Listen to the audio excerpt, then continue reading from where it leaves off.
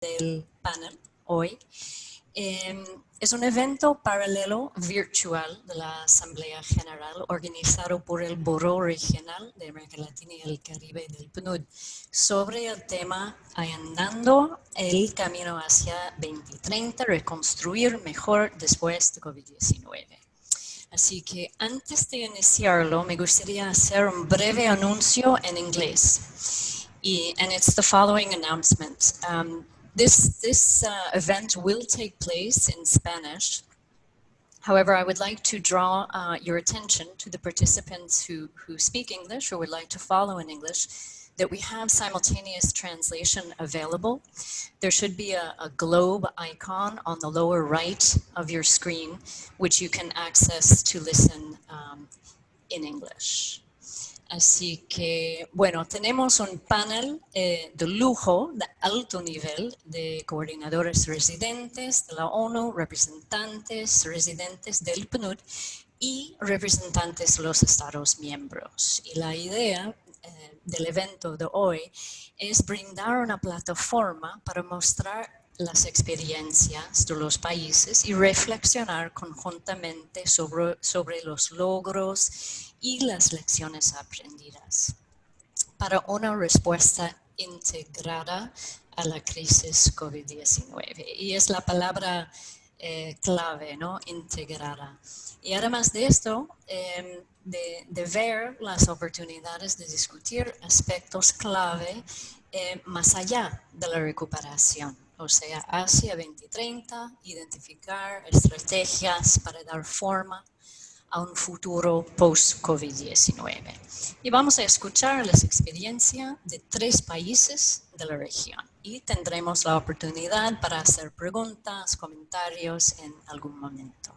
Así que sin más preámbulo, es un gran placer para mí presentar al director regional del PNUD para América Latina y el Caribe, señor Luis Felipe López Calva, quien dará inicio al evento con sus palabras de apertura.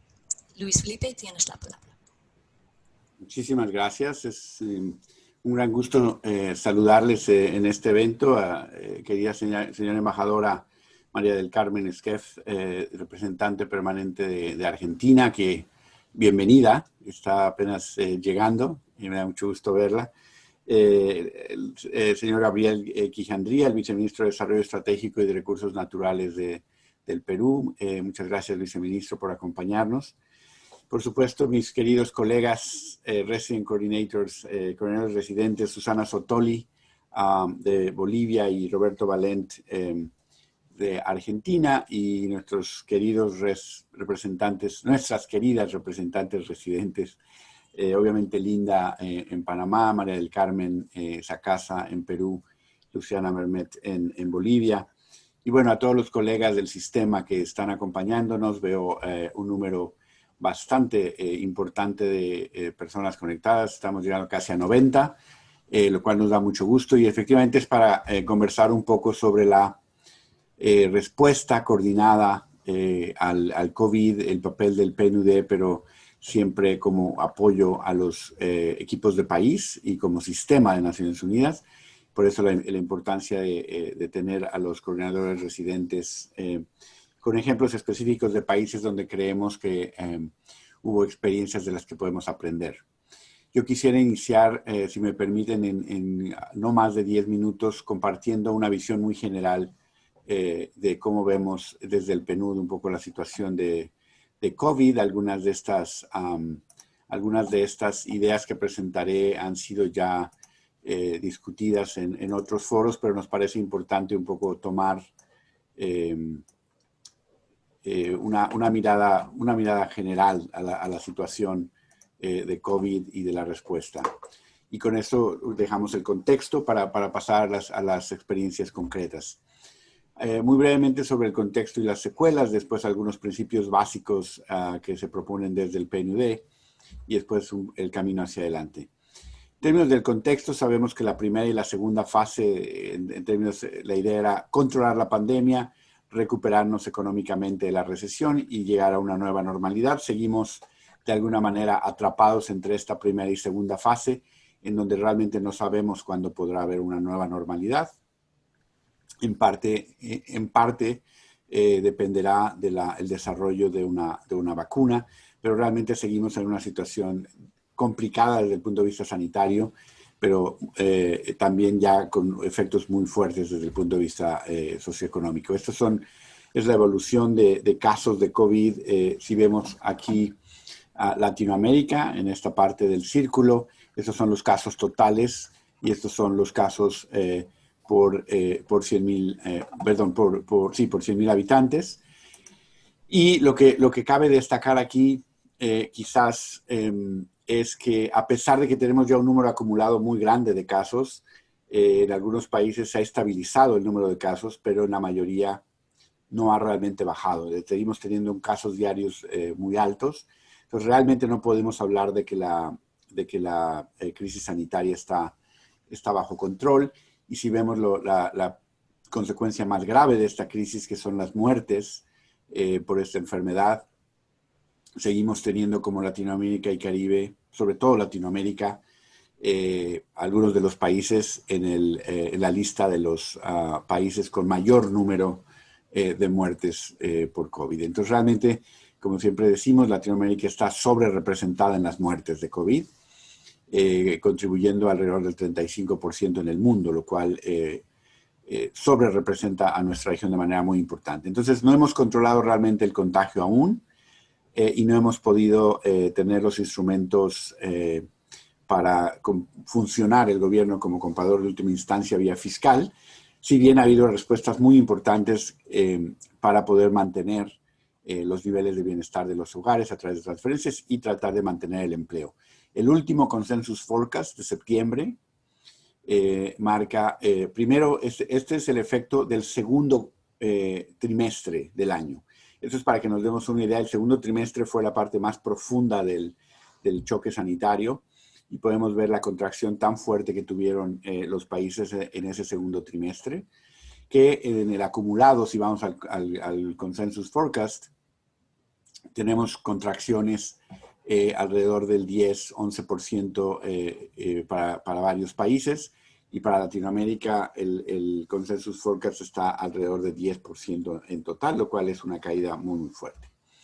Caídas obviamente esto se refleja caídas en el empleo, con particular impacto sobre el empleo de las mujeres, que es algo que tenemos que tener mucho en cuenta. Entonces es una crisis que ha tenido un impacto sobre sistemas de salud y seguridad social, sobre los sistemas educativos, sobre los mercados laborales, obviamente sobre la situación fiscal y la configuración de la protección social, y muy importante, está teniendo un impacto sobre la relación de confianza entre gobierno y ciudadanos. Algunas de las secuelas con las que vamos a tener que coexistir y tenemos que ver cómo reaccionar a ellas. Saldremos de esta situación con un mayor nivel de endeudamiento, sin duda. Ya Latinoamérica tenía niveles de endeudamiento importantes y vamos a salir probablemente con niveles de deuda cercanos al 80% del PIB en promedio, lo cual son niveles bastante altos y habría que manejar esa deuda.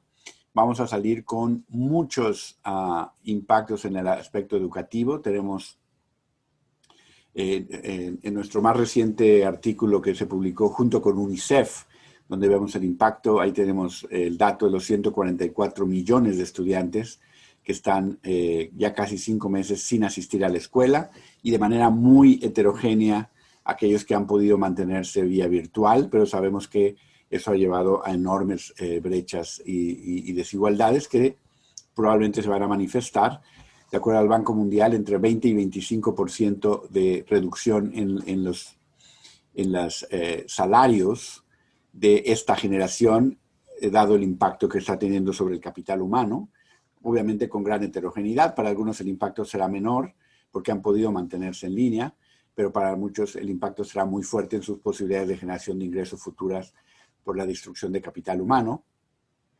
Y el impacto en pobreza, que este es el artículo reciente de Nora Lustig y coautores, donde vemos que afortunadamente la reacción de los países está ya teniendo un efecto para mitigar el impacto sobre la pobreza, de manera muy importante en Argentina, en Brasil, en Colombia. En México realmente no ha habido una reacción tan proactiva, entonces no hay un efecto importante, pero vemos que ya las acciones de política pública, y qué bueno que vamos a tener ejemplos en un momento, están ya rescatando, digamos, mitigando el efecto y rescatando algunos hogares que podrían estar cayendo en pobreza. Cierro con algunos principios para la recuperación que hemos propuesto desde el PNUD. Al ser un choque sistémico, la respuesta tiene que ser sistémica y lo vemos como un tema de gobernanza. Tenemos que salir de esto con una gobernanza fortalecida, pero para eso tenemos que tomar acciones concretas. Se van a tener que aceptar en el mediano plazo déficits fiscales más altos y los mercados tendrán que aceptarlo de esa manera, los mercados financieros. El tema es que tiene que haber planes fiscales de mediano plazo que sean creíbles para poder sostener estos déficits fiscales más altos, y se van a requerir soluciones innovadoras de financiamiento de organismos multilaterales y de la comunidad internacional en general. Como ustedes saben, en el marco de respuesta del Sistema de Naciones Unidas al COVID, la respuesta humanitaria ha sido coordinada por OCHA, la respuesta de salud por la Organización Mundial de la Salud, y en el caso de Latinoamérica, la Organización Panamericana de la Salud, y la respuesta socioeconómica con liderazgo técnico del PNUD. Estos son, de manera muy resumida, lo que le hemos llamado la oferta 2.0 del PNUD. Hay 4 pilares centrales de la respuesta sistémica, como lo decíamos en el momento, la parte de gobernanza efectiva, mejorar la capacidad de los gobiernos de llegar a ciertas poblaciones. Tenemos que tener mejores ámbitos de diálogo social para reducir la potencial conflictividad que puede surgir de este tema, y distintas áreas en la parte de gobernanza. Tenemos una oportunidad para inducir inversiones importantes en economía verde y que puedan llevar a una recuperación más sostenible. De manera central tenemos el aspecto de la disrupción digital, que tiene impactos sobre la educación, sobre la salud, sobre la gobernanza, sobre la inclusión financiera y muchos otros. Y tenemos ya en este momento acciones muy concretas que PNUD está acompañando y bastante amplias a gran escala de conectividad y de digitalización y de incorporación de poblaciones excluidas de la conectividad para poder tener una mejor provisión de servicios y una mayor efectividad de las políticas públicas a través de la incorporación de estos instrumentos digitales. Y, por supuesto, el tema de la protección social. Tenemos que usar esta oportunidad para repensar los esquemas de protección social. Como principio general, digamos que la crisis nos puede dar una oportunidad para revertir el sesgo estructural en contra de la formalidad y tratar de salir de aquí con un principio, como lo hemos insistido, de universalidad. Yo creo que esa es la palabra clave. Tenemos que salir con sistemas de protección social que tengan como principios la universalidad, la inclusión, la sostenibilidad fiscal. Tenemos que hacerlo de esa manera para salir fortalecidos de esta crisis. Tenemos que reforzar la protección social entre personas y lo que llamamos las estructuras de proximidad, sociedad civil, empresas, escuelas, comunidades, tienen que ser parte de la respuesta. Y obviamente, como decía hace un momento, el principio de la universalidad de los servicios básicos. Yo creo que esas son un poco las líneas de trabajo que estamos proponiendo como PNUD, y bueno, obviamente se manifiestan de manera muy distinta en distintos contextos, y por eso es que es importante tener los ejemplos concretos de lo que se ha hecho en distintos países. Entonces, con esto cierro. Muchísimas gracias, y este es solo un contexto para pasar a los casos de país. Muchas gracias a todos. Excelente, muchísimas gracias Luis Felipe por dar este contexto, y precisamente vamos a entrar en los 3 bloques, cada uno 15 minutos, para escuchar la experiencia de los países, y vamos a iniciar con el caso de Perú.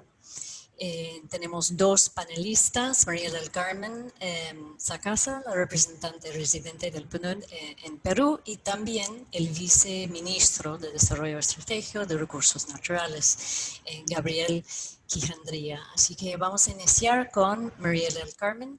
María del Carmen, tienes la palabra. Muy buenos días con todos y todas. Muchísimo gusto por estar aquí. Un saludo especial al viceministro de Ambiente y Desarrollo de Perú.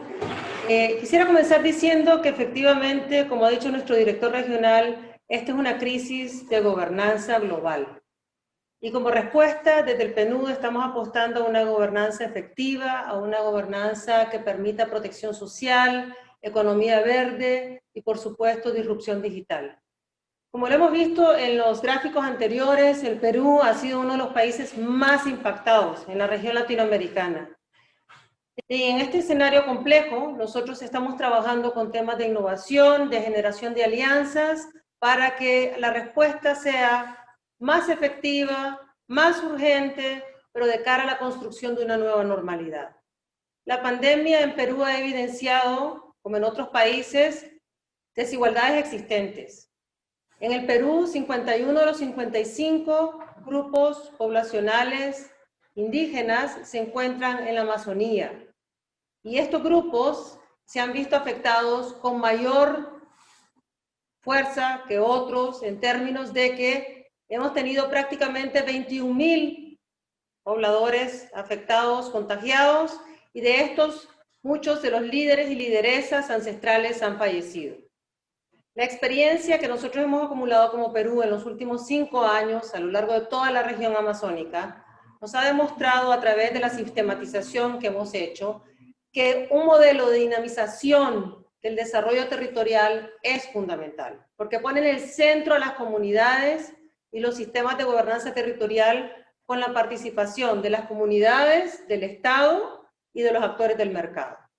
El año pasado, los resultados de este trabajo que hemos hecho en la Reserva Comunal Tuntanaín fueron objeto de premiación por parte del Premio Ecuatorial en la Cumbre del Clima en 2019, y este modelo ha cobrado mayor relevancia en este momento de cara al tema de la recuperación, mediante el cual se conserva y se gestiona la biodiversidad para abordar múltiples necesidades de desarrollo existentes, incluida la falta de protección social, las brechas de conectividad, un problema muy serio de seguridad alimentaria y de generación de ingresos.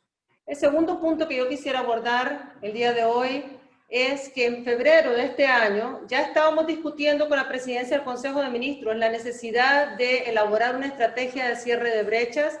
Se adquirió un compromiso con las comunidades indígenas y se esperaba que esto pudiese impulsarse de manera inmediata. Considerando la pandemia del COVID, pues este plan de cierre de brechas se ha firmado el mes de agosto, ya ha sido aprobado, y es un modelo muy interesante porque retoma la experiencia nuestra acumulada y la escala a un nivel mayor. Entonces, estamos hablando de lo que ellos denominan los núcleos dinamizadores del desarrollo y plantean un cambio significativo en los modelos de cómo se hace la intervención en el tema productivo, cómo transitamos a intervenciones que sean más articuladas y menos compartimiento estanco, cómo trabajamos desde una perspectiva de las cuencas y no de las comunidades, y cómo hacemos intervenciones a mayor escala que apoyen la implementación de los planes de vida de las comunidades nativas. El objetivo es que podamos desarrollar actividades productivas y las inversiones en desarrollo social de manera sostenible, que se organicen y se alineen las prioridades consensuadas con los actores territoriales en el marco de estos núcleos dinamizadores del desarrollo. El tercer punto que yo quisiera mencionar es que el PNUD en este momento particularmente está apoyando todos los esfuerzos de los gobiernos en sus 3 niveles y de las comunidades indígenas, generando plataformas multiactor territorial como un mecanismo para la planeación y la implementación de los planes de vida de las comunidades indígenas, incorporando herramientas innovadoras en las estructuras de gobernanza. Uno de los temas fundamentales que hemos considerado es el acceso a la información del territorio en tiempo real, buscando cómo proteger no solamente a las personas, sino también los medios de vida de las comunidades indígenas, pero también contribuir a cerrar esas brechas existentes, articulando la esfera humanitaria a la esfera del desarrollo.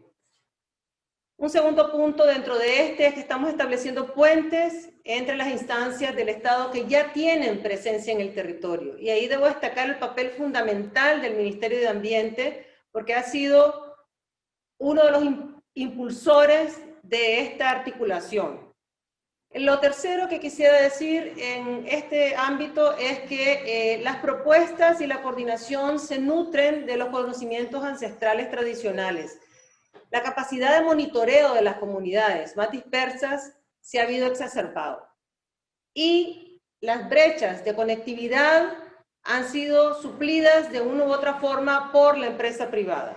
Ha participado extensamente la empresa privada. Hemos establecido también un sistema de monitoreo de vulnerabilidad con datos geoespaciales sobre la exposición y las sensibilidades que están viviendo las comunidades para ver la capacidad de respuesta del Estado. Entonces son elementos que traen nuevas herramientas de análisis de vulnerabilidades e impactos socioeconómicos en la población indígena para acelerar la implementación de ese plan de cierre de brechas que se espera pueda culminar, digamos, su implementación a mediano y largo plazo. En el marco de este plan de cierre de brechas, se espera una inversión significativa y una alineación de aproximadamente 1.500 millones de dólares y que pueden responder y priorizar a las necesidades de 729 comunidades indígenas, que es casi un tercio, ¿no?, del total en Perú, y que están en un área equivalente al tamaño de Ecuador. En los próximos meses inmediatamente vamos a trabajar con la preparación de los planes de vida, el fortalecimiento de las actividades económicas y medios de vida, la canalización de soporte técnico y financiero en la economía local y la alineación de los flujos financieros y los programas de inversión social y económica. Y finalmente, debo decir que estamos en un proceso de transición política sumamente importante. Las elecciones en Perú se llevarán a cabo en el mes de abril del próximo año. Está dándose un proceso de diálogo de los diferentes actores políticos en el marco del Acuerdo Nacional y esto debe culminarse con algo que denominan Pacto Perú. Son acuerdos comunes y esperamos que el plan de cierre de brechas sea tomado en consideración dentro de las estrategias definidas para que podamos realmente ir más allá de la recuperación y que nos lleve, ojalá, a la consecución de los objetivos de desarrollo sostenible. Muchísimas gracias. Muchísimas gracias a ti, María del Carmen. Muy interesante y varios puntos, bueno, resuenan también en Panamá. Yo puedo decirles este énfasis sobre gobernanza, desarrollo territorial y también renegociar, digamos, el pacto social. Estamos en eso también. Bueno, me gustaría dar la palabra al viceministro para complementar desde la perspectiva del gobierno. Gracias, tiene la palabra. Muchas gracias, Linda, y muchas gracias por la invitación para acompañarlos el día de hoy en este panel. Nosotros del Ministerio del Ambiente estamos trabajando muy de cerca con PNUD y con otras agencias de desarrollo, fuentes de cooperación que nos apoyan en ver cómo lograr que la naturaleza sea parte del toolkit, de la caja de herramientas que nos permita salir de la situación actual en la que estamos. O sea, nosotros tenemos una concepción clara acerca de la necesidad de poder desplegar el poder de la naturaleza a través de lo que el IPBES llama las contribuciones de la naturaleza para las personas, como parte del impulso de reactivación económica, pero además del impulso para cambiar el modelo, para salir del modelo que nos llevó a esta situación. Ese modelo que en muchos casos nos hemos olvidado un poco, estaba en cuestión. Antes de la pandemia estaba en cuestión políticamente por las situaciones que estaban ocurriendo en varios países de la región. Las situaciones en Chile, las situaciones en Colombia, bueno, los 4 años de estar metidos dentro de una licuadora que hemos tenido nosotros en el Perú, que un poco los adelantó María del Carmen, que hacían ver que el modelo había llegado a su límite, que estábamos ya en una situación en la cual se necesitaban tomar decisiones y cambiar la forma de hacer varias cosas, pero sobre todo de vincularlos con la naturaleza. O sea, entender que la situación que el COVID ha generado es una situación que tiene un determinante ambiental detrás, que está asociado a la destrucción de los ecosistemas, y ahí conecto con lo que Luis mostraba como parte de sus principios, esa destrucción de los ecosistemas muy vinculada, por ejemplo, a altos grados de informalidad en los países, ¿no? Pues mucha de esa actividad vinculada a la extracción ilegal de oro, a la extracción ilegal de madera, está asociada a esta informalidad, a esta presencia de la economía ilegal en nuestros países, que entendemos que es una oportunidad de hacerle frente. O sea, y en ese sentido entendemos que la situación actual, la situación crítica actual y el proceso de reactivación que se requiere, tiene que ser una oportunidad para no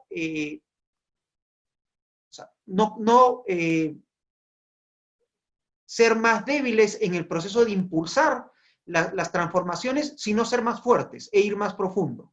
Lo que necesitamos ahora es acelerar las transiciones que ya estaban ocurriendo en nuestros países. Todas estas discusiones sobre cadenas productivas libres de deforestación, todas estas discusiones sobre electromovilidad, sobre la incorporación de energías renovables en nuestras matrices energéticas, que ya estaban en camino, o sea, no son cosas nuevas, o sea, son cosas que estaban ocurriendo, pero tal vez no a la velocidad o a la profundidad necesaria. Ahora tienen que correr y tienen que ir más dentro, o sea, tienen que insertarse en la piel, tienen que insertarse en la discusión profunda, en la discusión estructural. Y en el caso peruano, como señalaba María del Carmen, tienen que estar absolutamente instaladas en la discusión electoral, en la discusión que se nos viene ahora mismo sobre cómo vamos a reconstruir un país que, como se ha mostrado en las estadísticas, ha sido fuertemente golpeado por efecto del COVID, y que tiene que aprender que esta además es una oportunidad para entrenarse frente a retos como el cambio climático, que no ha dejado de existir y que no ha dejado de ser una amenaza, a pesar de que estamos, pues, en este momento frente a esta pandemia grande. Y creo que también la situación actual permite o ha permitido espacios de diálogo nuevos, o sea, empezar a salir de la caja, empezar a pensar en nuevas soluciones distintas, ¿no? O sea, inversiones en conservación, por ejemplo. Recientemente han salido publicados estudios del Ocean Panel o de la campaña por la naturaleza que demuestran, pues, que la inversión en conservación rinde en promedio 5 veces, o sea, $5 por cada dólar invertido.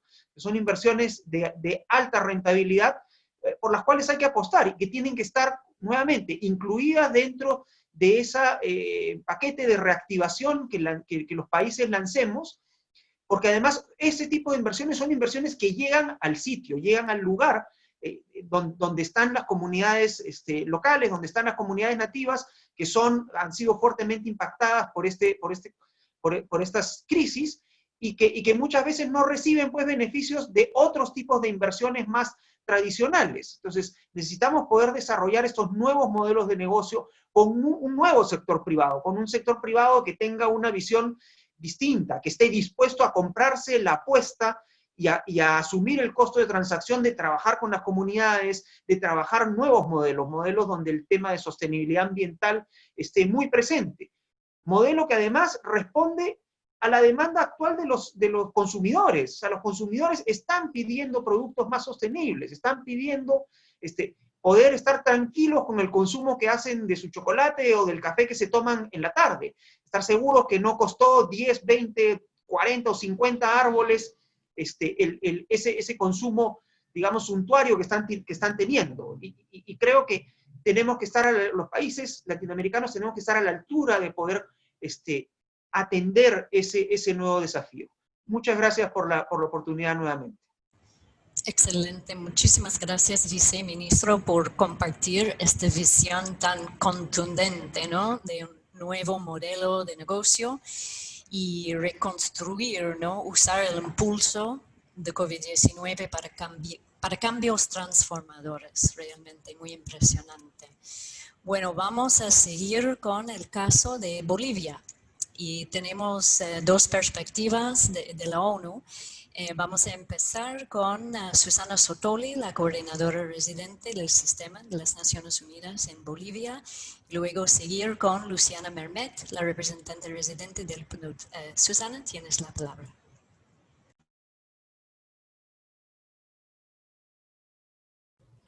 Muchas gracias, Linda. Muchas gracias por la invitación, Luis Felipe y equipo. Un saludo muy cordial a todos y todas nuestras colegas y de los diferentes países. Muy agradecida de poder compartir en este espacio el caso de Bolivia. Ya como hemos escuchado en la introducción, en numerosos países de esta región y del mundo, la pandemia desató crisis políticas, de gobernabilidad, acentuó disparidades estructurales preexistentes y abrió espacios para empezar a configurar una nueva normalidad a través de políticas públicas y acción ciudadana. Pues en el caso de Bolivia, la pandemia encontró al país con una severa crisis económica, política y social ya instalada, desde aproximadamente fines del año 2019, especialmente en el ámbito político, con un gobierno de transición que inesperadamente se tuvo que hacer cargo de administrar los momentos más álgidos de la pandemia y donde los espacios para constituir una nueva agenda de políticas públicas son apenas emergentes e influenciados por el ciclo electoral que tendrá su hito principal el próximo 18 de octubre con elecciones presidenciales. Este contexto ha hecho que las presiones sobre una institucionalidad muy debilitada haya tenido un impacto significativo en las dinámicas políticas, sociales y económicas. A pesar de que el país adoptó medidas oportunas y relativamente tempranas para hacer frente a la pandemia, estas no lograron impedir un crecimiento exponencial de casos, impactos desbordantes en el sistema sanitario, en el ingreso de las personas, en el ciclo productivo y ha evidenciado obviamente las falencias o limitaciones de los sistemas sociales. La paralización económica por el confinamiento, que fue una de las medidas más tempranas introducidas en el país, trajo pérdidas considerables en términos laborales, destrucción parcial o incluso total de emprendimientos, y por tanto un impacto global que lleva a denotar que esto tiene múltiples dimensiones: política, social, sanitaria, económica, en fin, una crisis de desarrollo.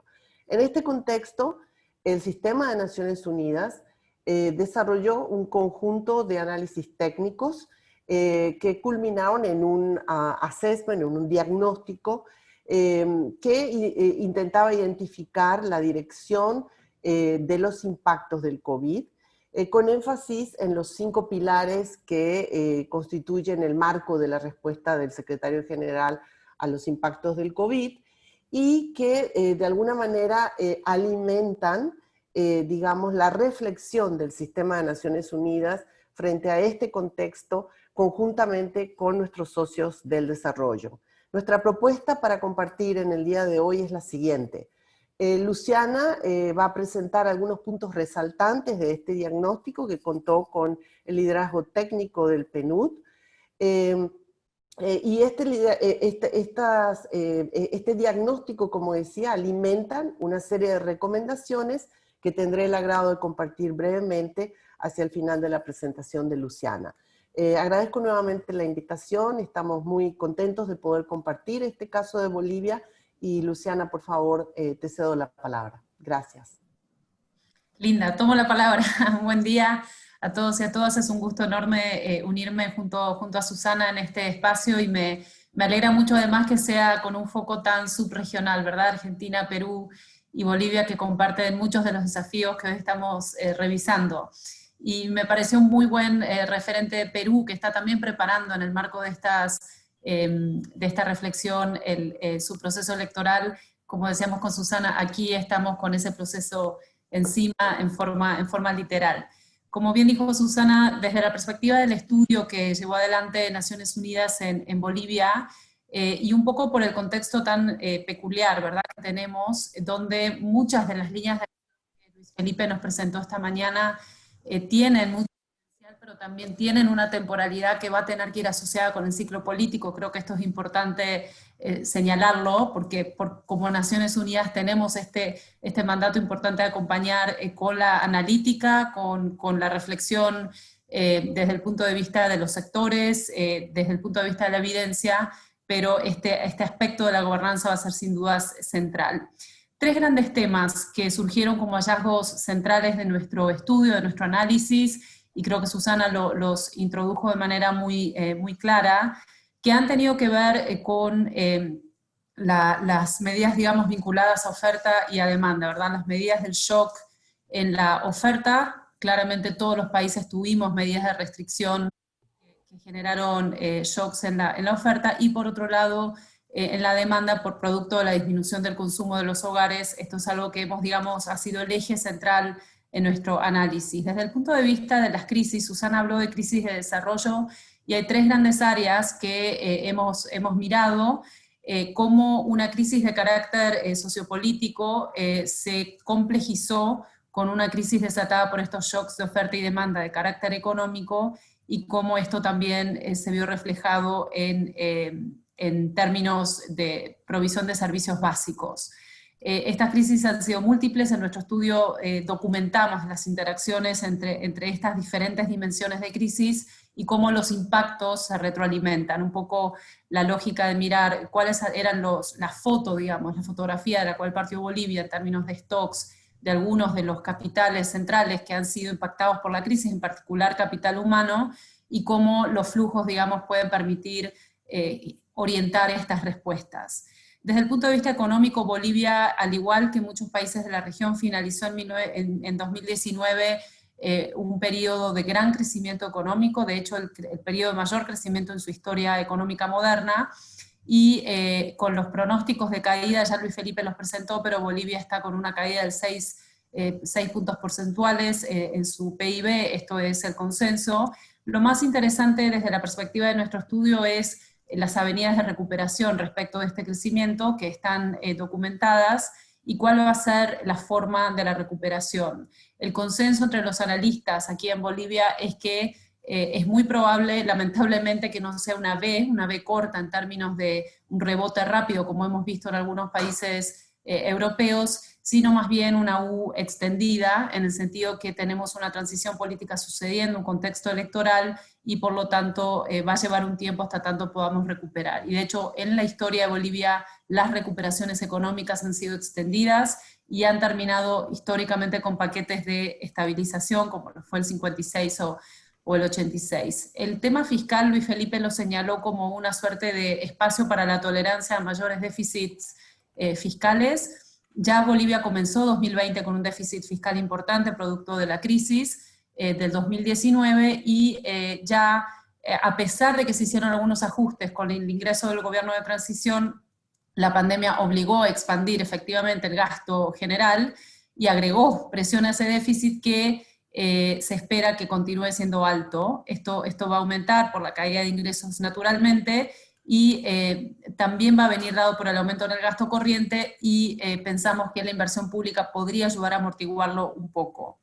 Algo importante que miramos en el estudio ha sido cuáles fueron las reacciones de los diferentes sectores en términos de la actividad económica, de cómo pasamos, cómo fue empeorando, digamos, la actividad económica en los cortos meses, y esto es parte, digamos, de los impactos, ¿no? La temporalidad tan apretada en términos de los impactos que hemos visto en hogares. El PNUD para el estudio llevó a cabo dos encuestas, una encuesta a micros, pequeñas y medianas empresas, y una encuesta a hogares, en el marco de la metodología de los impactos socioeconómicos, y ya hicimos algunas mediciones con caída, hubo 61% de afectación del empleo general, 64% para los cuentapropistas y 58% del empleo informal, lo cual ya denota la dimensión de la paralización económica que ha habido en el país. Desde el punto de vista de las MIPYMES, que concentran el mayor nivel de empleo a propósito de la fábrica, digamos, productiva, es el tejido productivo del país, lo que encontramos es que efectivamente 63% de las MIPYMES en los dos periodos de la cuarentena, tanto rígida como la flexible, y ahora estaremos intentando hacer una segunda medición, 63% paralizó absolutamente sus actividades en el marco de la cuarentena y intentó mantener algunas medidas a flote durante las transiciones entre cuarentenas, y un tema interesante fue cómo las MIPYMES absorbieron datos, ¿verdad?, de las medidas de apoyo estatal. Hubo algunas medidas de forma discreta, tal vez no con sistemas tan integrales, y creo que ese es uno de los hallazgos que Susana luego reflejaría. El tema social, la preocupación más grande tiene que ver con las limitaciones en la respuesta sanitaria, un marco institucional complejo, fragmentado y con muy baja capacidad adaptativa a las necesidades del perfil epidemiológico que trajo COVID, muy baja cobertura en términos de seguros de salud, tanto públicos como privados, y una preocupación muy grande respecto de todos los estándares marcados por la Organización Mundial de la Salud y la Organización Panamericana de la Salud, donde solo para dar un ejemplo, las camas de terapia intensiva solo en el momento donde pega la pandemia cubrían un 38% de las necesidades, de las recomendaciones básicas o mínimas para atender estos cuadros. El tema de conectividad, de educación, no me voy a expandir mucho porque sé que el tiempo es corto, pero eso fue una de las preocupaciones más fuertes. Ya Luis Felipe en su gráfica sobre niños no participando de oportunidades educativas en 2020 demuestran que Bolivia está en una situación muy compleja y con más complejidad en términos de la fractura urbano-rural y accesos a servicios de conectividad en este sentido. Una preocupación enorme que tenemos en base a las proyecciones de pobreza, ya vimos lo que Nora Lustig ha presentado para algunos países de la región, pero tenemos estimaciones de la CEPAL, tenemos definitivamente caída o nuevos pobres en Bolivia. Bolivia ha tenido la capacidad de generar nuevos pobres en este contexto. La pobreza general se espera aumente en 4 puntos porcentuales y 2 puntos porcentuales la extrema, y esto definitivamente denota la necesidad de respuestas integrales. Un dato que surge de nuestra encuesta es que el 75%, y debe ser muy correlacionado con los contextos de Argentina y Perú, o de la región para el caso, en nuestra encuesta hogares el 75% de los hogares declaró haber sufrido pérdidas de ingresos en el periodo de la cuarentena. Ahora estamos haciendo más análisis para profundizar el uso de esta base de datos, y las dos medidas mayormente utilizadas, que también nos dan mucho para reflexionar en términos de medidas a implementar para hacer coping, digamos, mecanismos de coping para la pérdida de ahorros, fue efectivamente el uso de ahorros, con lo cual los hogares se han descapitalizado, y la multiocupación, acceder a otras ocupaciones. Cierro sencillamente señalando que desde el punto de vista de la dimensión política, que es el tercer, digamos, factor que hemos analizado, en base a nuestro estudio de casos sobre cohesión social, que es un estudio realizado por el PNUD de América Latina y Caribe, Bolivia está en todos los indicadores que se utilizan para la construcción de este índice por debajo de la región. Hay gran vulnerabilidad institucional, fuertemente liderado, lo que empuja, digamos, este performance de Bolivia en este índice es muy bajo confianza en las instituciones, en los niveles educativos y la situación de informalidad. O sea que esto nos señala hacia dónde tenemos que empujar en estas estructuras y estrategias de recuperación. Lo voy a dejar ahí, le devuelvo la palabra a Susana. Muchas gracias por la invitación nuevamente. Con tu permiso, Linda. Sí, tienes Bien un minuto brevemente. más. Gracias. No, simplemente para decir, y gracias, Luciana, que en vista de este contexto y con los resultados del diagnóstico, queremos reafirmar que en el caso de Bolivia, y tal cual lo vinieron comentando otros colegas, esta crisis múltiple requiere de una respuesta integral. Y en ese sentido, el Sistema de Naciones Unidas tiene en este momento 3 grandes líneas o áreas de trabajo. Una muy importante para nosotros es todo el trabajo en el marco de la iniciativa de construcción de la paz, En ese sentido, estamos trabajando en asistencia electoral que no solamente va a culminar el 18 de octubre, sino que el año que viene con las elecciones subnacionales continuará siendo un proyecto importante para el sistema, monitoreo de derechos humanos y sobre todo contribución a la cohesión social a través de nuestro rol de mediador y propulsor de diálogos estratégicos. En segundo lugar, la respuesta que todavía continúa teniendo tinte humanitario para apoyar al país en la respuesta nacional al COVID y mucho más enfatizando de ahora en más la respuesta a los impactos socioeconómicos en donde nosotros vemos un rol fundamental con nuestros socios de gobierno, sociedad civil, sector privado, particularmente en cuanto a que si los impactos de la crisis, tal como nuestro diagnóstico nos lo revela, no fueron repartidos de manera equitativa, es imperativo que la recuperación priorice medidas dirigidas a cortar brechas y proteger a grupos en situación de vulnerabilidad. Esto en Bolivia significa mujeres, comunidades indígenas, familias con un número de niños que aumenta los niveles de desamparo. Y sobre todo para nosotros la crisis también representa una oportunidad y es lo que estamos empezando a dialogar con varios socios para impulsar cambios transformadores que tienen que ver con un encuentro, un balance entre lo urgente y lo importante. Temas como digitalización, economía verde, diversificación productiva y sobre todo un enfoque en reforma de la justicia que en Bolivia tiene mucho que ver con el abordaje a desigualdades, a polarización política y una construcción de la institucionalidad y de la cohesión social que en este momento dificulta abordar las urgencias y las prioridades porque el ambiente sigue estando muy convulsionado. Nuestro papel en Naciones Unidas y en ese sentido es importante el rol que ha jugado el PNUD, es proveer la evidencia, aportar, digamos, el análisis que permita de alguna manera conectar esta tarea del desarrollo con nuestra tarea de construcción de la paz y, por supuesto, contamos con el apoyo de todos ustedes y aprender de todos los casos y colegas, no solo en esta sesión, sino en otros ámbitos. Muchas gracias. Gracias, Susana, Luciana, equipo Bolivia, por este análisis muy integrado que habla no solo del impacto económico, sino también el impacto mucho más allá. Y me llama la atención también el énfasis en la institucionalidad, ¿no? Para la respuesta y también la recuperación, que es un tema muy importante aquí en Panamá también. Bueno, vamos al último bloque, que es el caso de Argentina, y vamos a iniciar con las palabras de la representante permanente de Argentina ante de las Naciones Unidas, María del Carmen Skef, con otra perspectiva de un gobierno nacional. Embajadora, tiene la palabra. Está en mute. Embajadora, no se escucha.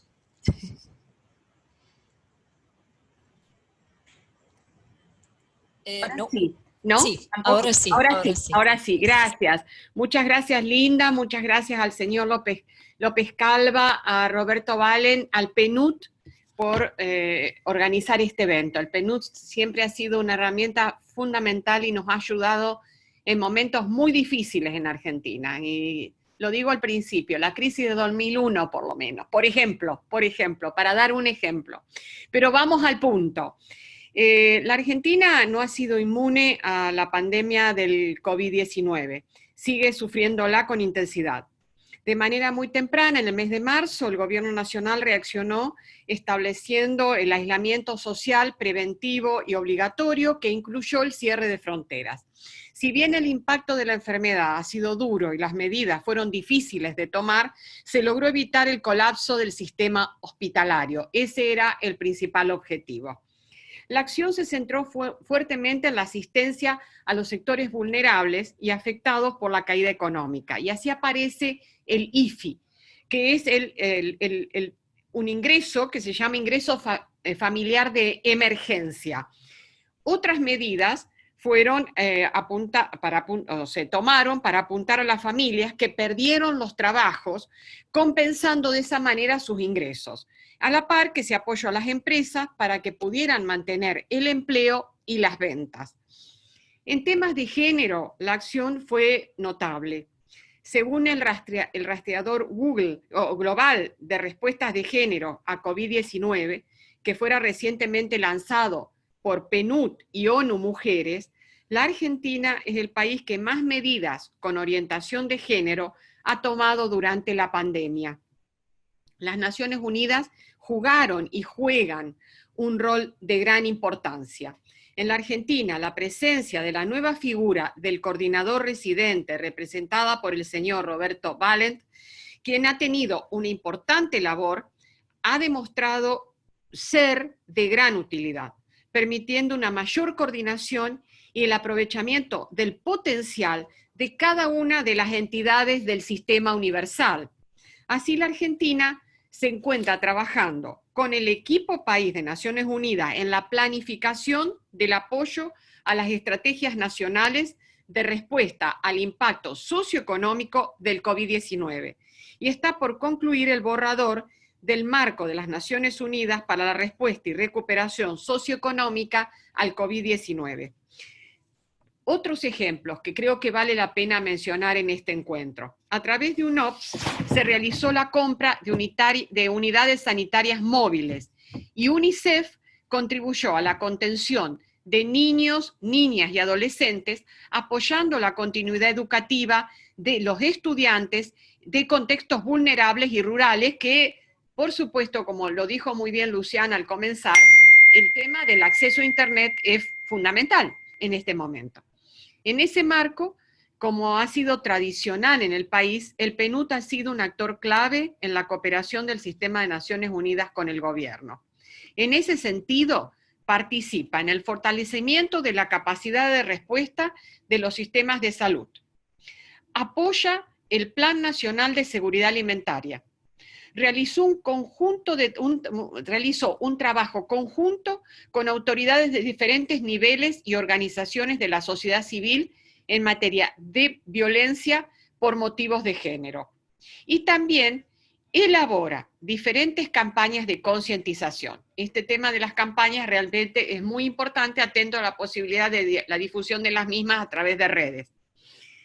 Tiene una mención especial, o merece una mención especial, la participación del Sistema de Naciones Unidas en la implementación de las políticas de género. En toda esa labor, el coordinador residente ha colaborado mediante la creación de vínculos para aprovechar plenamente las capacidades de las diferentes entidades, como es el caso, por ejemplo, de la iniciativa Spotlight, en la cual PNUD, ONU Mujeres y la Unión Europea cooperan con la Argentina en la lucha contra los femicidios. Ustedes saben que hemos tenido un ranking realmente muy triste y muy alto en el tema de femicidios. O sea que esta campaña Spotlight, con ese esfuerzo conjunto, realmente es muy, muy importante. Pero también creemos que estamos en el momento para comenzar a pensar en la recuperación post-pandemia. Se hace necesario que todas las medidas que se tomen estén orientadas hacia el cumplimiento de la Agenda 2030. Al igual que otros países de la región, la Argentina necesitará de cooperación internacional para afrontar la recuperación. El sistema de las Naciones Unidas en general y el PNUD en particular como líder técnico tendrán un rol fundamental, ya sea en la implementación de políticas de recuperación sostenibles que permitan recuperar trabajos, también en la gestión sostenida de los recursos naturales, en la creación de resiliencia y en la reducción de las desigualdades, entre otros aspectos, ¿no? Para lograr que esta cooperación sea exitosa, tenemos que remarcar que la coyuntura actual ha demostrado que las categorizaciones de países basados en indicadores de ingresos per cápita no reflejan cabalmente lo que ocurre en el territorio. Todos los países en desarrollo se han visto impactados seriamente por la pandemia independientemente de los niveles de ingreso. En el caso de la Argentina, por ejemplo, más del 90% de los recursos utilizados en la cooperación con el sistema de las Naciones Unidas proviene del propio gobierno nacional, sea a través de la reprogramación de proyectos existentes o a través de nuevos fondos. Ante este escenario resulta fundamental, por un lado, revisar la forma de realizar clasificaciones de países y la utilización de indicadores basados en el ingreso para medir el desarrollo. Y por el otro, promover las alianzas con otros actores del desarrollo, en particular, por ejemplo, las alianzas público-privadas, en iniciativas como la cooperación sur-sur y triangular, y alianzas multiactor que contribuyan al desarrollo social y económico. El desafío consiste en lograr que toda esta cooperación, que tanto necesitaremos todos, esté basada en una ingeniería institucional y financiera efectiva.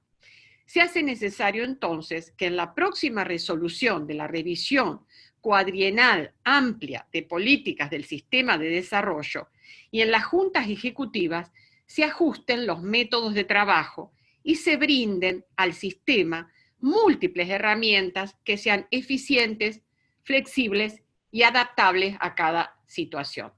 Es todo lo que podemos contribuir por ahora y les agradecemos mucho. Muchísimas gracias, embajadora. Muy impresionante también, y me parece importante la recomendación de revisar la categorización, ¿no?, de los países, porque ver solo el agregado de los indicadores económicos se pierde mucho la matiz, ¿no?, en las desigualdades y el impacto de COVID-19. Y gracias también por hablar de género y el impacto diferenciado en términos de género. Vamos a nuestro último panelista, Roberto Ballant, para dar otra perspectiva sobre el caso de Argentina. Roberto, tienes la palabra. Muchas gracias, espero que me escuchen. Muy bien. Sí, perfecto, ¿no? Ante todo es un gran placer estar aquí con todas y todos ustedes. Saludo especialmente a la embajadora María del Carmen Squef. Claramente me rinde mucho más fácil también mi ponencia, dado que todo de manera muy clara el contexto argentino y las políticas que se están avanzando para enfrentar la pandemia y la crisis actual. Saludo también al viceministro Quijandra de Perú y a la y los colegas, y aprovecho, Luis Felipe, para agradecerte enormemente por involucrarme en este espacio y brindarme la oportunidad de transmitir algunas palabras sobre el proceso de recuperación en el contexto argentino desde una perspectiva del sistema de las Naciones Unidas. Ante de todo, es claro que la pandemia está teniendo un impacto directo en la economía y en los indicadores sociales más relevantes en el país.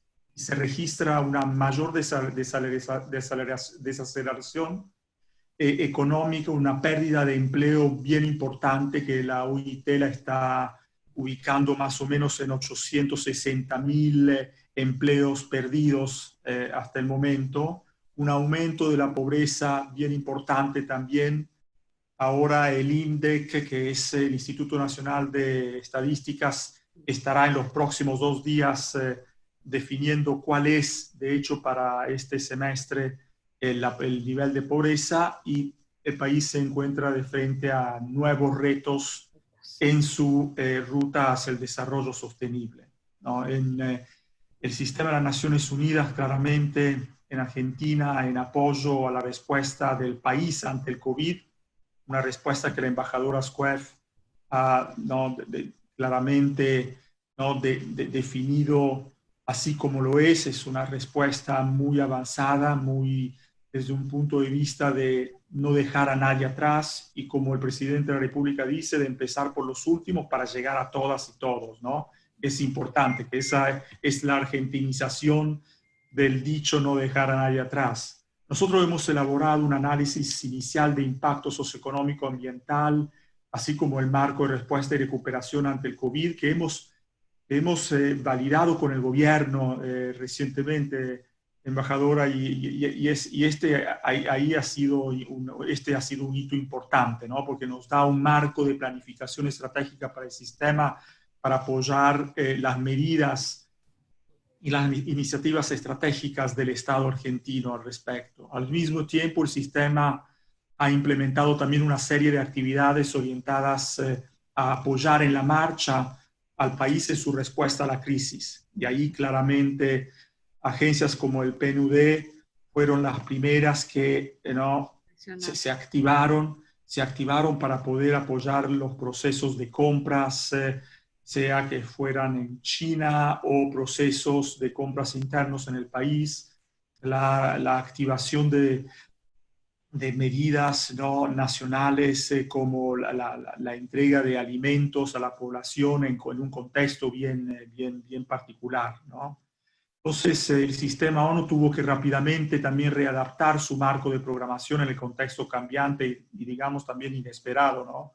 Ninguno tenía la brújula y se aseguró el sistema de una reorientación también sustancial de los presupuestos, ciertamente en gran parte presupuestos del Estado argentino, y la ONU jugó el papel que tiene que jugar en el momento en el cual Argentina más lo necesitaba. Me gustaría también reconocer el papel de liderazgo técnico del PNUD en relación a la elaboración del marco de respuesta y recuperación ante el COVID, y claramente este marco contiene todas las líneas estratégicas de apoyo de las Naciones Unidas al país en este marco, y Argentina claramente es un país que se parece mucho al cuento de dos ciudades de Charles Dickens, con la diferencia que cuando uno mira a Argentina más allá de la categoría de los promedios de ingresos referido por la embajadora Squeff, ¿no? Y cuando uno rasca detrás de las paredes, ¿no? que se han levantado, como dicen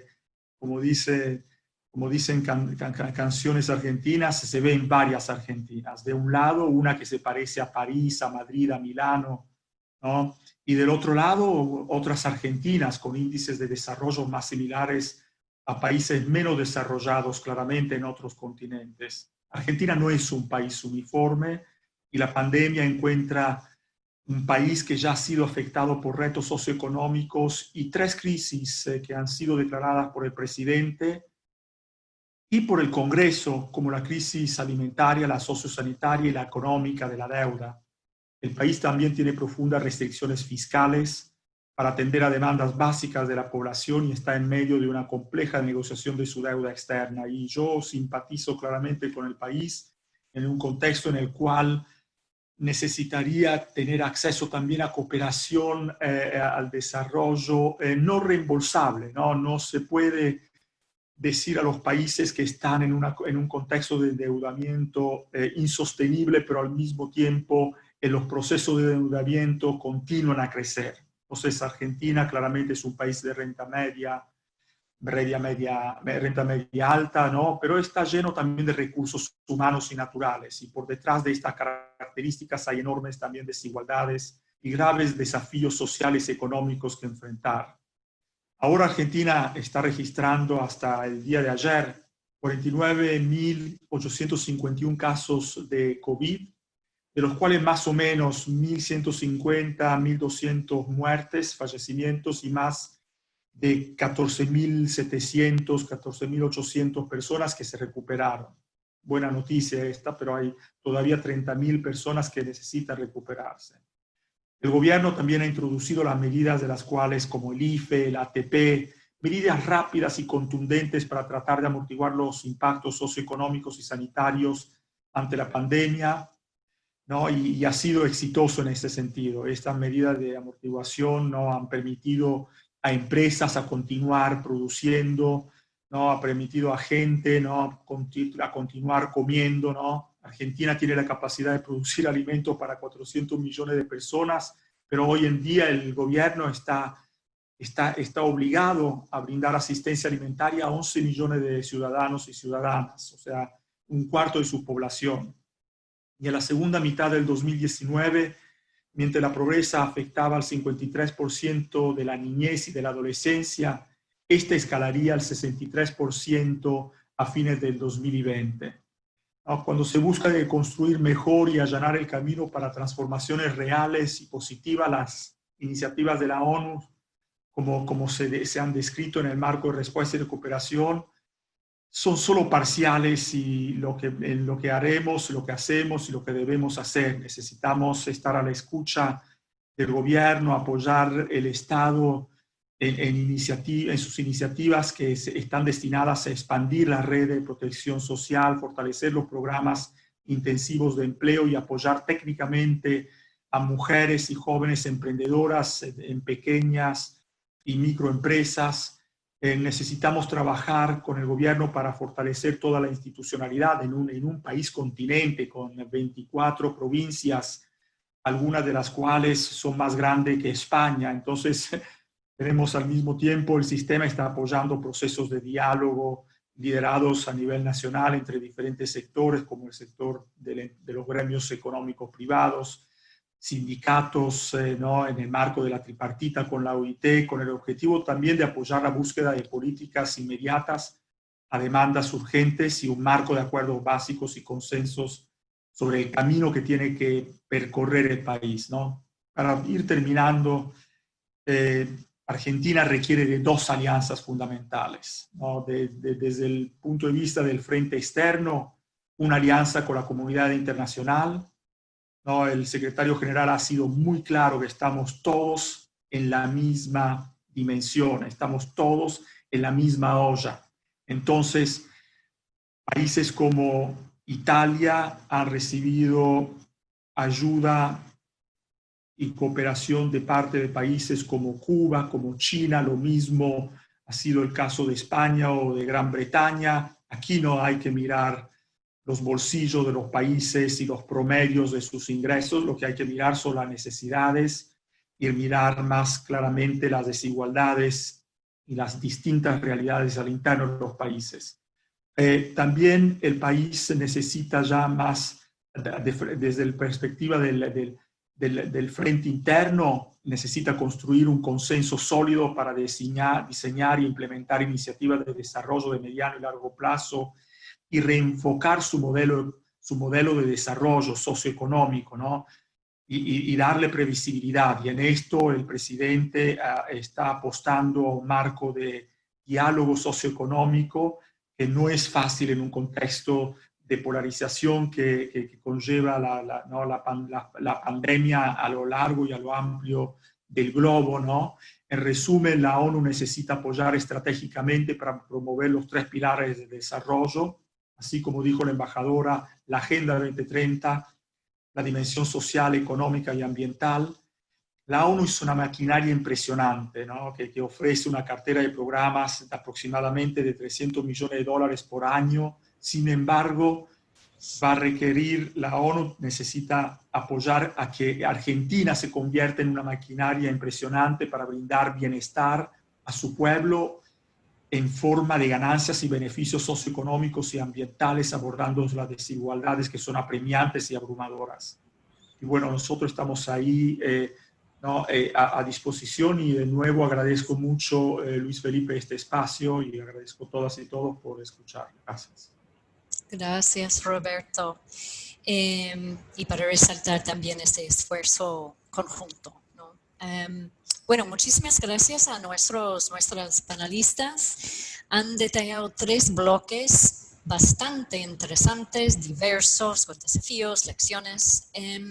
Y ahora es el momento para abrir la conversación a comentarios, preguntas por parte de nuestra audiencia. Tiene 2 formas de pedir la palabra. Puede levantar la mano en el sistema y yo habilitaré su micrófono manualmente si quiere hacer un comentario en vivo, o puede escribir su pregunta o comentario en la sección de preguntas y respuestas, y todos los panelistas pueden ver esta parte de la pantalla. Así que hay comentarios, preguntas. ¿Quién va a romper el hielo?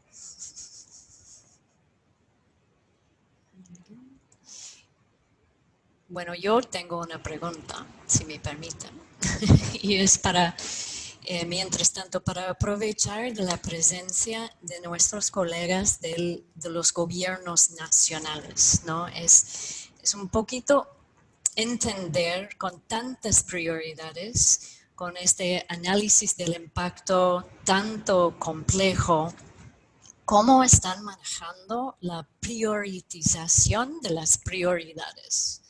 O sea, si pueden darnos una idea de cuáles son los trade-offs en la respuesta y la recuperación y un poco cómo son las conversaciones en un gobierno hoy en día. No sé, embajadora, viceministro, si pueden compartirnos con nosotros las reflexiones. Sí, viceministro, por favor. A ver, en el caso nuestro puedo hablar de una situación concreta, ¿no? Por ejemplo, se estuvo discutiendo, se han estado discutiendo algunas medidas de reactivación vinculadas al tema fiscal, ¿no? Y nosotros, por ejemplo, pudimos lograr que se introdujera una reducción del periodo de depreciación para autos eléctricos, para empresas que decidieran hacer inversiones utilizando los recursos de estos fondos de reactivación, ¿no? Que esa depreciación pudiera ser más rápida en el caso de que decidieran que esta inversión de recuperar capital o de recuperar capital de trabajo fuese hecha aplicando tecnología eléctrica o tecnología híbrida en los sistemas de transporte, ¿no? O sea, aprovechamos esta oportunidad que se abrió para empujar, digamos, un tema que veníamos discutiendo hacía buen tiempo, pero que no terminaba, pues, de cuajar, digamos, en la discusión con el Ministerio de Finanzas, ¿no? El COVID nos permitió tener ese espacio. Excelente, muchísimas gracias. Embajadora, y luego tenemos dos comentarios, preguntas en el Q&A, pero por favor, adelante, embajador. Espere. Organizado desde el Ministerio de Salud, donde hay una coordinación muy fuerte de todo lo que sucede.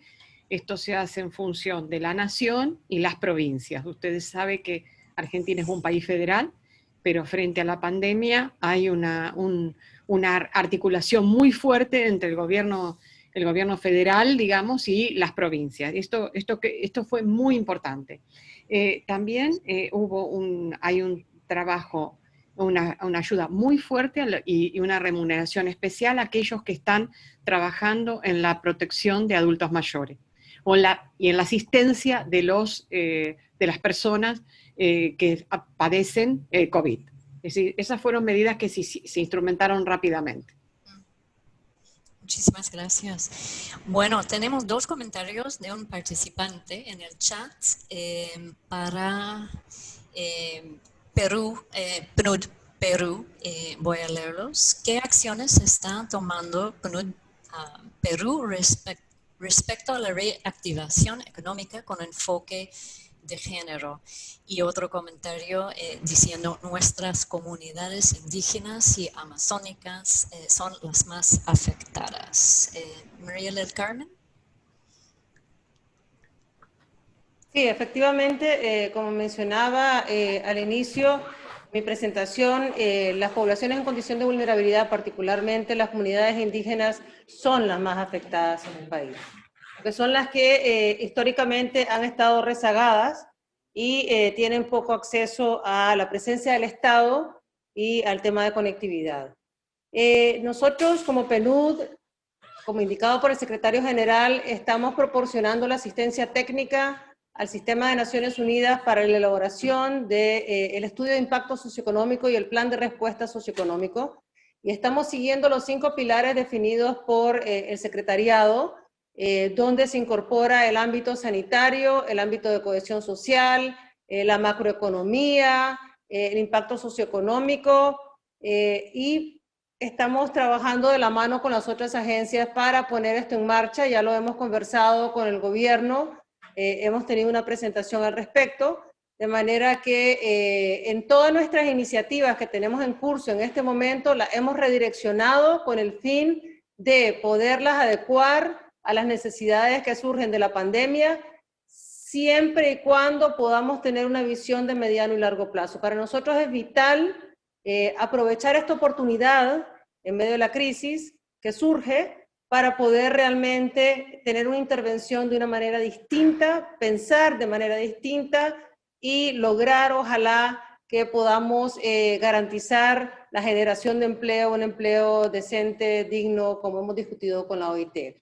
En términos de la pequeña y mediana empresa, por ejemplo, estamos trabajando mucho con los emprendedores para capacitar o darles una formación nueva, sería el término, para poderse insertar al mercado laboral. Mucha de la pequeña y mediana empresa se ha visto altísimamente afectada en el país, mucha de ella proporciona servicios y es donde mayor empleo se genera. Entonces, estamos trabajando con ellos de manera virtual para que puedan desarrollar esas nuevas herramientas que les permiten insertarse al mercado laboral. Particularmente en el caso de las mujeres han sido las más impactadas por la pandemia. Y en el último estudio de la OIT que se lanzó el día de ayer sobre el tema del empleo, se hablaba de que, si bien es cierto, los hombres habían sido más afectados en términos laborales, pues estos ya estaban equiparados a lo que ganaban las mujeres, claro, pero es una equiparación por la baja, no por la alta. Entonces, eso no genera bienestar, sino más bien genera mayor pobreza. De manera que tenemos que ver que nuestros esfuerzos estén focalizados principalmente en las mujeres y los jóvenes que en este país van a ser los más afectados. Tenemos un bono demográfico sumamente importante y no podemos perderlo. Es una generación que la perderíamos. Entonces el país tiene que trabajar mucho con estos segmentos poblacionales que requieren nuevas oportunidades para poder realmente reinsertarse de una manera más eficiente, más creativa al mercado laboral que se nos avecina, que va a ser completamente distinto. Gracias. Gracias, María del Carmen.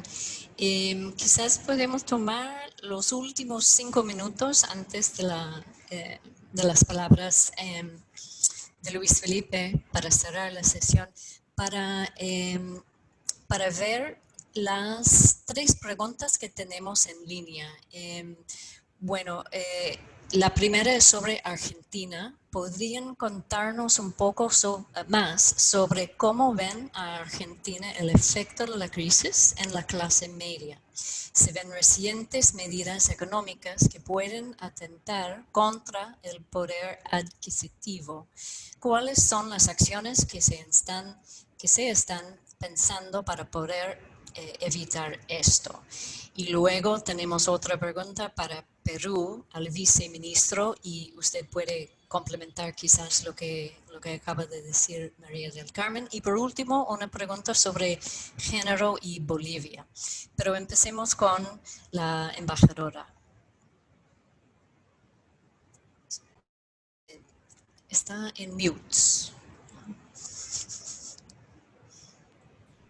Ahora sí, gracias.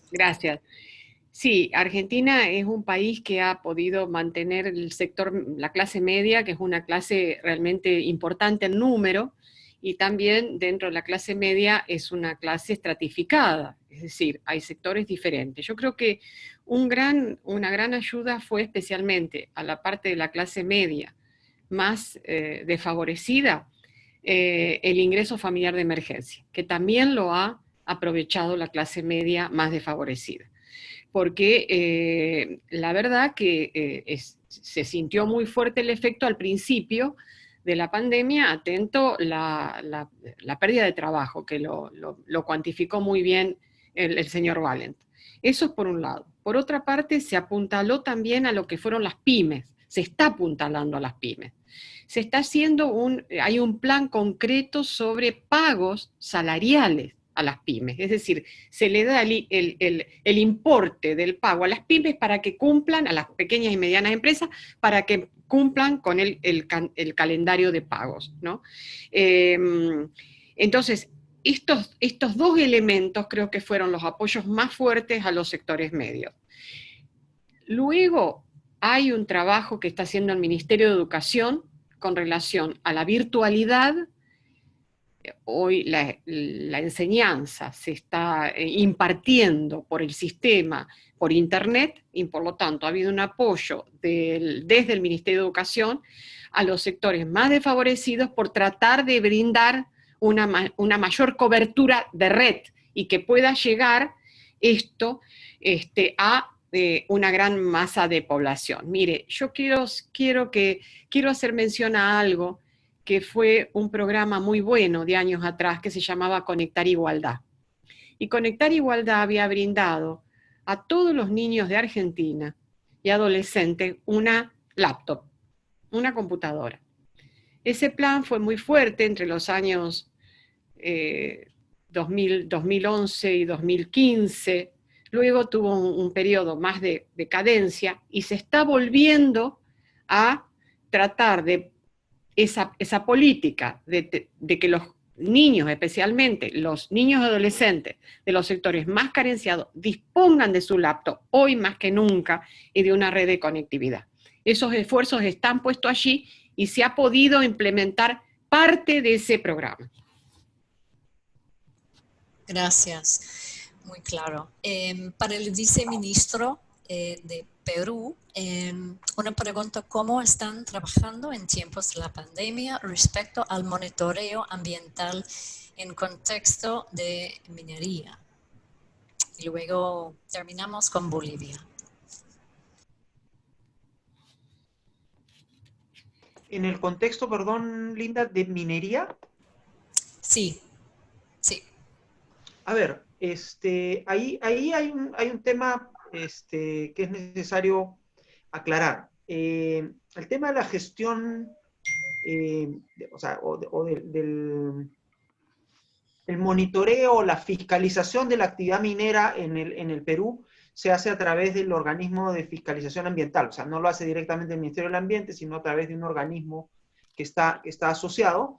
Eso se está manteniendo, o sea, se están haciendo las inspecciones, se está haciendo la fiscalización. Los temas de minería ilegal, eso es una responsabilidad del Ministerio de Energía y Minas con participación de los gobiernos regionales. El Ministerio del Ambiente participa en las acciones vinculadas a impulsar el proceso de formalización, vinculado a evitar que la minería ilegal ocurra bueno, nos queda afecte solo una las áreas pregunta, protegidas. y Luciana, quizás puedes resumir un poco las dos preguntas, ¿no? Sobre género y un poco las recomendaciones. Sí, sin dudas. Creo, bueno, fuimos un poco rápido, pero creo que el tema de género es evidente que está muy presente en el assessment que hemos hecho y que explicamos con Susana.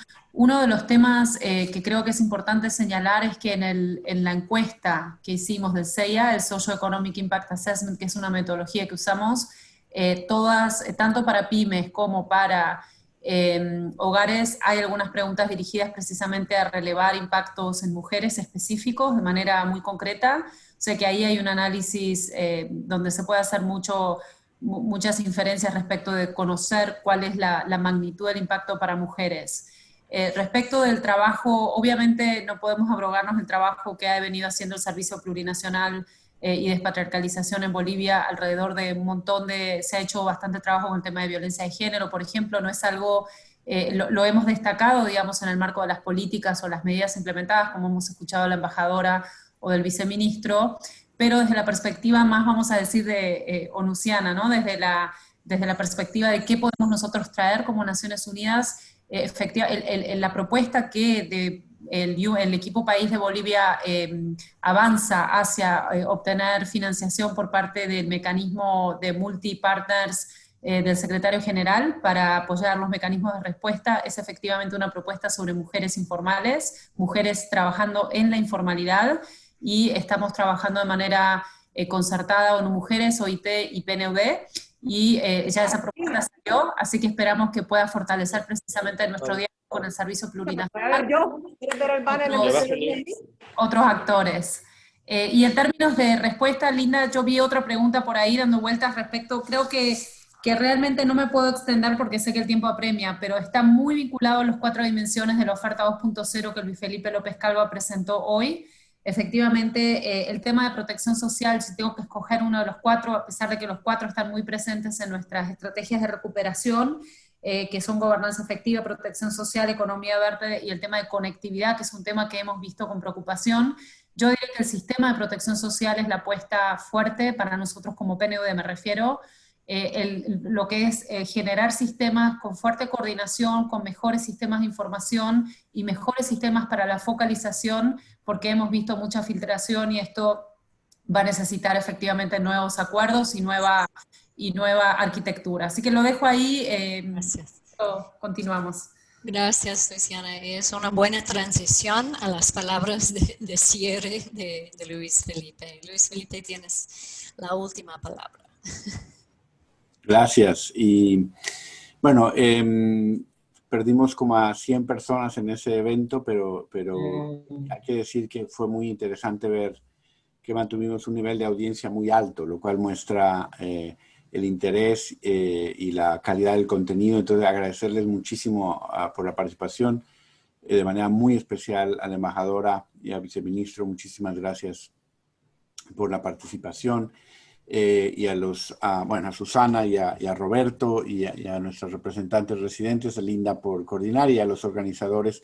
Solamente decir que el secretario general nos dio el mandato como PNUD de liderar técnicamente esta respuesta socioeconómica. Nos hemos tomado muy en serio esa responsabilidad. Hemos invertido mucho recursos de todo tipo para poder estar a la altura de ese reto, y hemos tratado de trabajar muy de cerca con los coordinadores y coordinadoras residentes al servicio de los equipos de país. Esa es nuestra función, y yo siempre insisto que somos un instrumento de los Estados miembros, y por eso es muy importante para nosotros aprender mejor de cómo podemos ser el mejor instrumento para los Estados miembros para apoyarles en sus estrategias de respuesta y de recuperación. Ese es el objetivo de la oferta 2.0 también.